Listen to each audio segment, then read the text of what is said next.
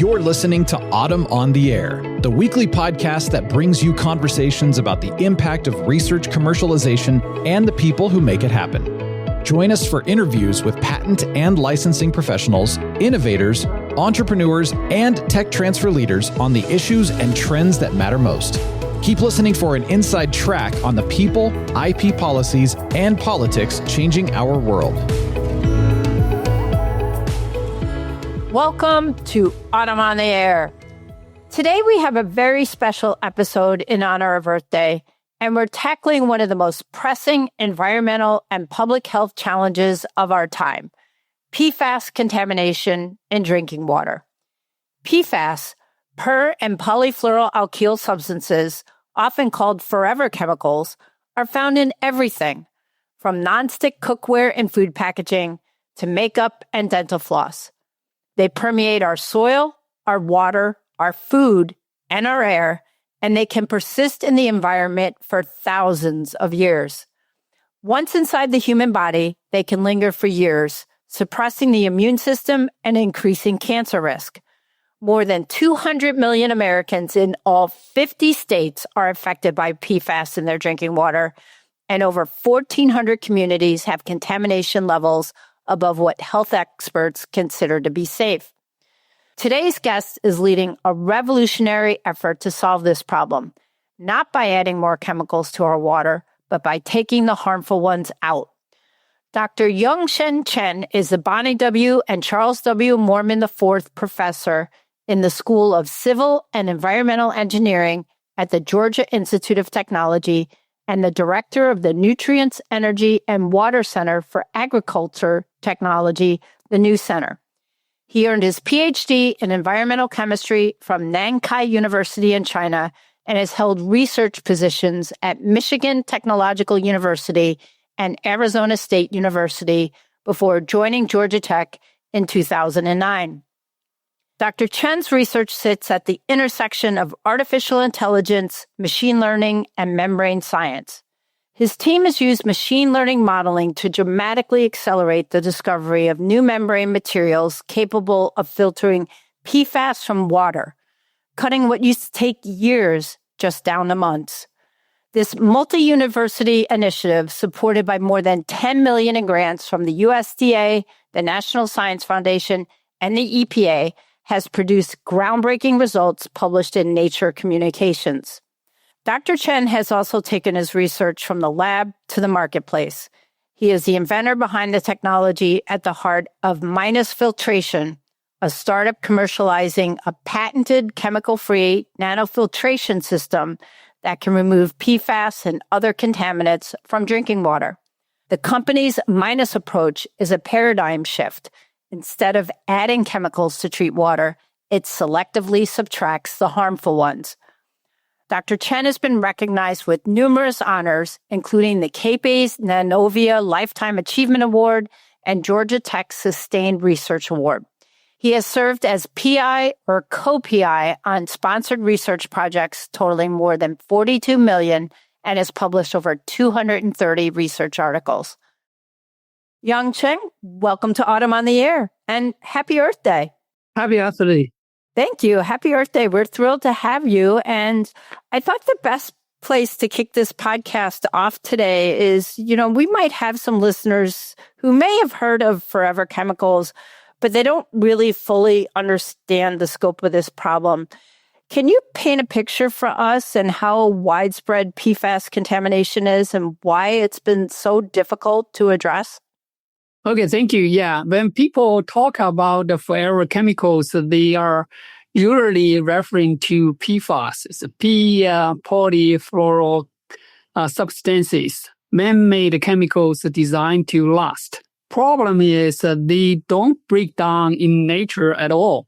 After decades of use in products like firefighting foam and non-sticker cookware and food packaging, PFAS are now everywhere in drinking water, rivers, soil, wildlife, and even in most of the people's blood. They are hard to treat because there are thousands of different PFAS. They show up at very low levels. And our water systems were never designed to remove chemicals this persistent at such a low level. Any idea how long it's going to take for PFAS to eventually break down? Does anyone have any idea? So that depends. In nature, maybe, as I said, it's going to take forever. Forever is a really long time. Now, you said that conventional water treatment often solves one problem while creating another. So I'm curious what that means in practice and why traditional methods fall short against PFAS. Yeah. Conventional water treatment relies heavily on adding chemicals. Chlorination, for example, was a major public health breakthrough that helped eliminate waterborne diseases. But today, we know that water chlorination process can also generate trace disinfection byproducts in treated water, creating potential risks to human health, such as cancer. This is why I'm saying it resolves one problem, creating another. The problem becomes even more challenging with chemicals like PFAS, which are now regulated at extremely low levels, just a few parts per trillion. At those concentrations, traditional drinking water treatment process, which is a chemical-based process, simply aren't effective. They were not designed to detect or remove chemicals that are persistent and that dilute, which is why new approaches are urgently needed. Yeah, and I think that's a great segue to talk about what you and your team are doing and the science of it, because you have developed what's called the minus approach to water treatment. So to your point about adding, in the past, typically adding chemicals, you're selectively removing contaminants. So explain to us a little bit how this works and why it's such a departure from the way water has been treated for over a century now. Yeah, that's a very good question. For more than a century, water treatment has followed an adding something approach, most commonly adding disinfectants to kill pathogens, as I mentioned above. This strategy was tremendously public health success, dramatically reducing the acute waterborne diseases like diarrhea. But it also introduced new challenges, including chemical byproducts and intended contaminants that are linked to long-term chronic risks, such as cancer. What we call the minus approach philosophy flips that logic. Instead of adding more chemicals to the water, we selectively remove harmful ones that shouldn't be there in the first place. We design materials and processes that act almost like a molecular filter, targeting specifically contaminants such as PFAS, and pulling them out while leaving the clean mainstream water behind. This represents a major shift in how we think about water treatment. Rather than using chemicals to overwhelm the problem, we rely on precision, how molecules move, interact, and bind to subtract risks instead of managing side effects. In simple terms, it is about cleaning the water by taking things away, not piling more chemicals on in the main treated water stream. So I want to talk about your technology because really at its heart, it's a nanofiltration membrane that amazingly was designed with the help of machine learning. So for our listeners who aren't data scientists, can you walk us through how AI and machine learning helped you discover better membrane materials and how much faster it made the process compared to traditional trial and error? Thank you. That's a very good question. So designing a membrane used to be a slow try and error type of approach, labor-intensive process. You make a material, test it, tweak it, and repeat it. taking years to identify new materials if you're lucky. Machine learning changed that approach. So we trained the AI models on existing membrane data so they can recognize what makes the membrane selectively reject the contaminants like PFAS while still letting the water go through. The AI then predicts which new material designs are most promising before we make them in the lab. We still validate everything experimentally, but instead of testing thousands of ideas, we can focus on a few strong candidates. In effect, AI turns years of guessing work into a faster, smarter discovery process. Yeah, it's really incredible. And in addition to the AI and the machine learning, I also know this was a multi-university collaboration together with Arizona State University and the University of Wisconsin at Madison. So talk to us a little bit about the contributions from each of those institutions and what this kind of collaboration tells us about how big science problems like PFAS contamination and just about everything can get solved today. Yeah, that's another good question. So this work really shows the power of team science. Each university has brought a distinct strength. One led the membrane materials design and experiments. Another contributed advanced modeling and machine learning tools. And another helped collect the science to real-world water treatment challenges. No single group could have done this alone. What this kind of collaboration tells us is that today's big problems like PFAS contaminations are too complex for any one discipline or institution. Solving them requires bringing together complementary expertise, sharing data openly, working as an integrated team. This is increasingly what modern science looks like. It's a tremendous example of modern science, and kudos not only to you there at Georgia Tech, but to your colleagues at Arizona State and the University of Wisconsin as well, because it's a great discovery. And, I think the other part of this that's really incredible is that your research didn't stay in the lab. It's become the foundation for Filtration, which is a startup that's commercializing this technology. So tell us about this journey from a published paper in Nature Communications to a company with this patented technology, and you even have a product in development now. Yeah, thank you. That's an exciting process.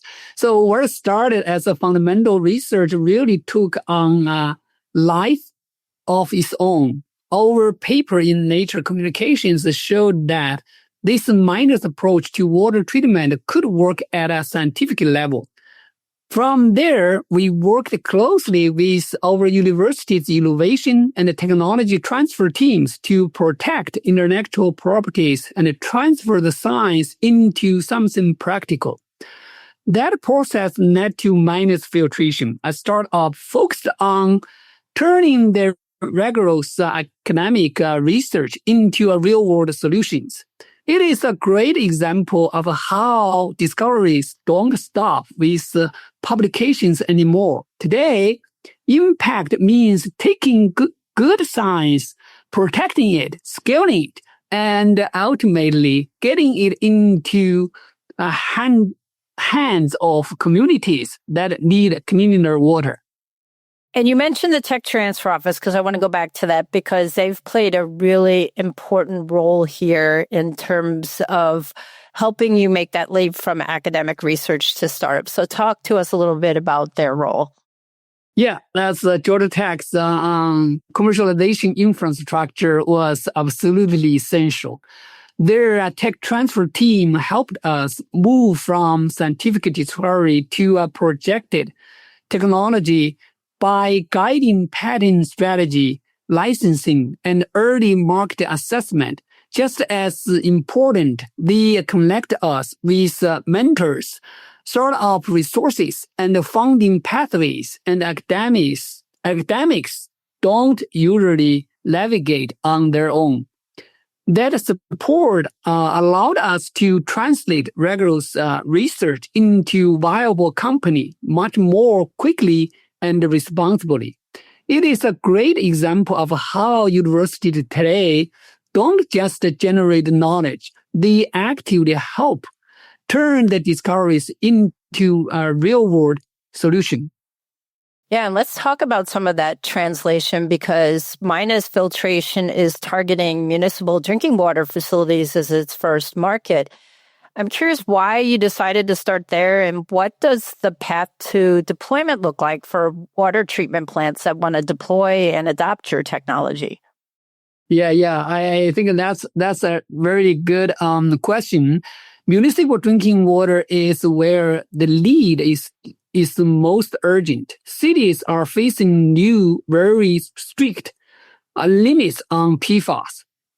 And many utilities are actively searching for solutions and actually remove these chemicals rather than just manage them.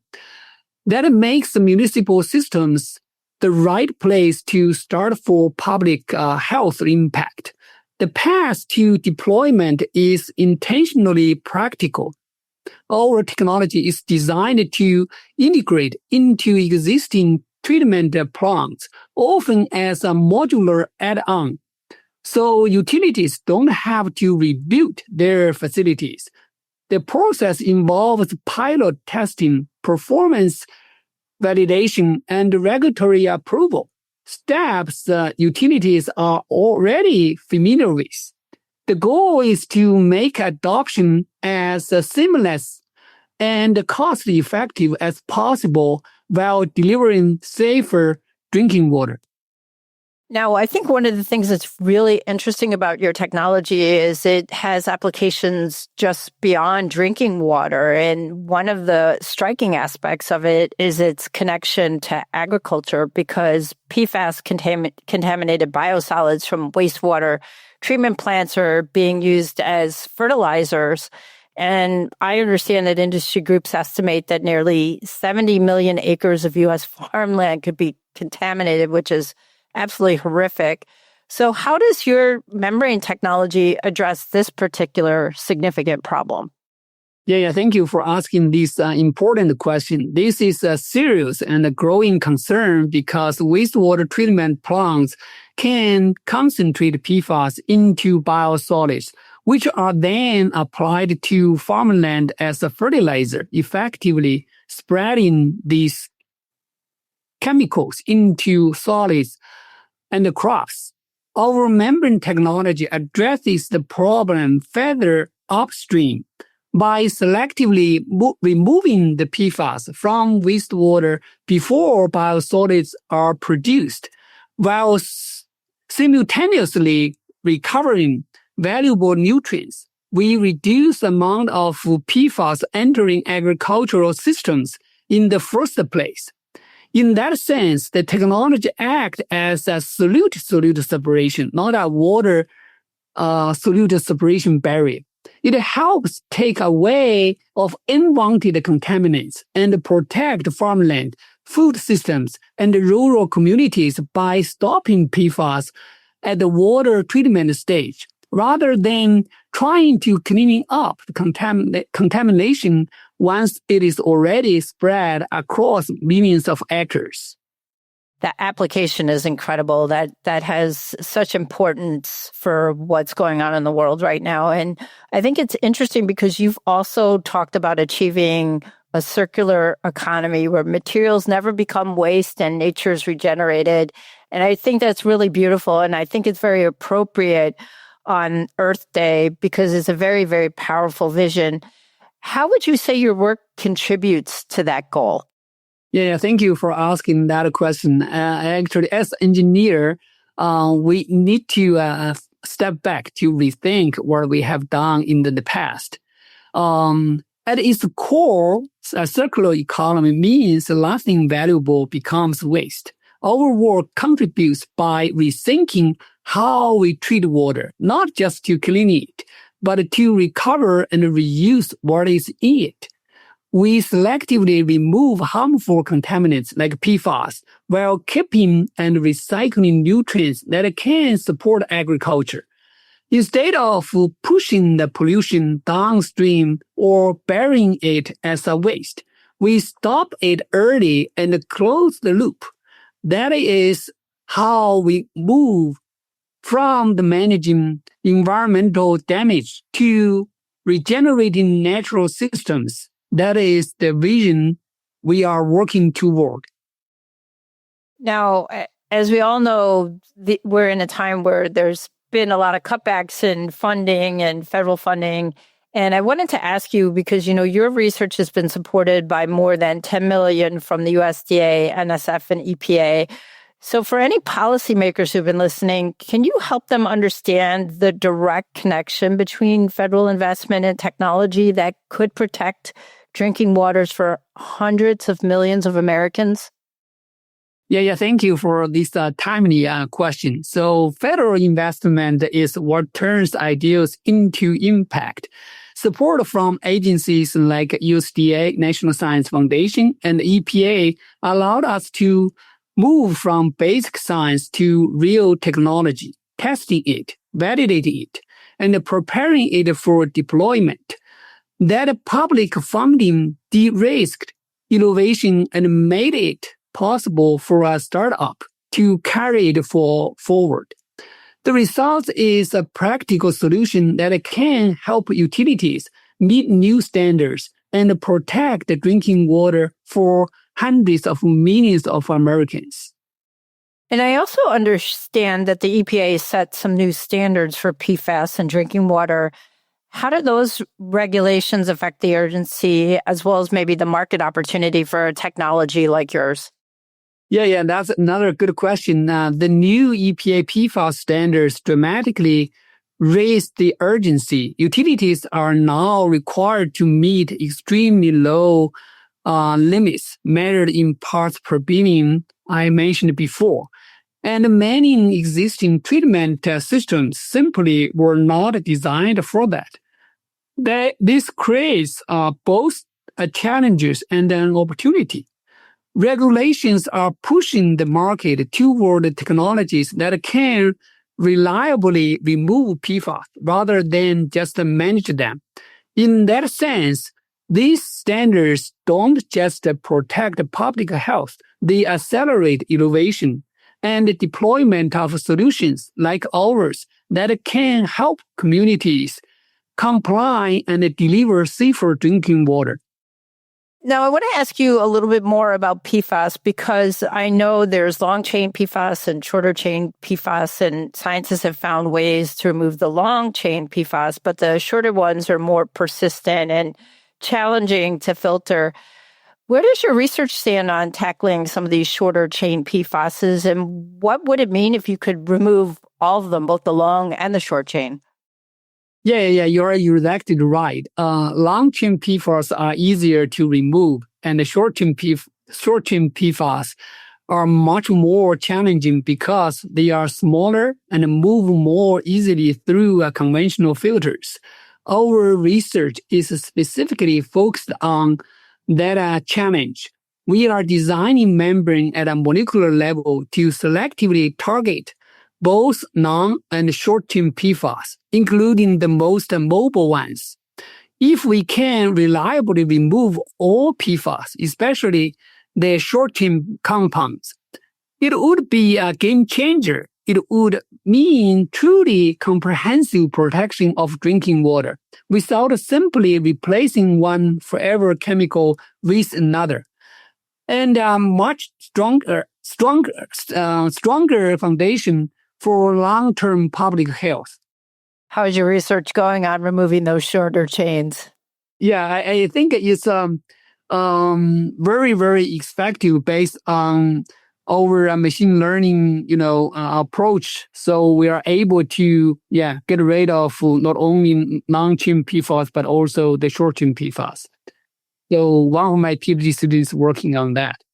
Well, good luck. We've got our fingers crossed for you that will be sooner rather than later. And speaking of your team and your lab, what's next for them as well as for Minus Filtration? Are there specific milestones that you're working towards in the next year or so? Oh, yeah. Over the next year or two, our lab will keep pushing the science, improving the membrane performance, durability, and our ability to remove most challenging PFAS compounds. In parallel, Minus Filtration is focused on scaling up, piloting testing with utilities, validating performance in real water systems, and moving forward regulatory approval. That shared goal is simple. Go from breaking through research to broadly deployed technology that utilities can trust to deliver safer drinking water at a scale. I want to ask you to look forward 10 years and then look back and ask you, what does success look like, both for your research as well as for the broader effort to get forever chemicals out of our water? Yeah. 10 years from now, success means these chemicals are no longer silently accumulating in our water, food, and bodies. For our research, it looks like technologies that can reliably remove all PFAS, long and short-chain PFAS, and are widely adopted by utilities. More broadly, success means we have shifted from reacting to contamination to preventing it with a safer design, smarter treatment, and cleaner water as the default, not the exception. So as the podcast comes to a close, I wanted to ask you, for our listeners in the tech transfer community, professionals who are working every day to move discoveries from the lab into the real world, what advice would you give based on your own experience making that journey? Yeah, my 2 cents may be here. My advice is to start thinking about impact early and work as a team. Breaking throughs don't move into the real world by accident. They need protection, partnerships, and persistence. And engage tech transfer professionals from the beginning. Be open to learn a new language around patents, markets, and don't wait for the science to be perfect. Progress comes from iterating together, scientists, entrepreneurs, and tech transfer experts toward solutions that society truly needs. Yongsheng, this has been an absolute pleasure. Congratulations on what incredible research you and your team are doing and on Minus Filtration. It's been a real pleasure having this opportunity to talk to you on Earth Day. Thank you. Appreciate the opportunity. Yongsheng, thank you so much for joining us on this Earth Day episode. Your work is a powerful reminder of what's possible when cutting-edge science meets real-world urgency. The idea that we can use artificial intelligence to design membranes that remove forever chemicals from our water without adding new chemicals in the process is exactly the kind of innovation that gives us hope for a cleaner, healthier future. And the fact that this research has moved from a lab at Georgia Tech to a startup that's preparing to bring this technology to communities across the country is a testament to the power of tech transfer and the federal research funding that makes it possible. For our listeners, we'll include links in the show notes to Dr. Chen's research, Minus Filtration's website, and resources on PFAS contamination and the EPA's drinking water standards. If this episode resonated with you, please share it with your colleagues, your government relations teams, and anyone who cares about clean water and the role that university research plays in protecting public health. Thanks for listening to Autumn on the Air. Happy Earth Day, everyone. We'll see you again next week. Thanks for listening to Autumn on the Air with Lisa Mueller. Get social with us and share your thoughts. You can tweet us at AUTM or visit us online at autm.net. We'll be back next week on the air. Be sure to join us.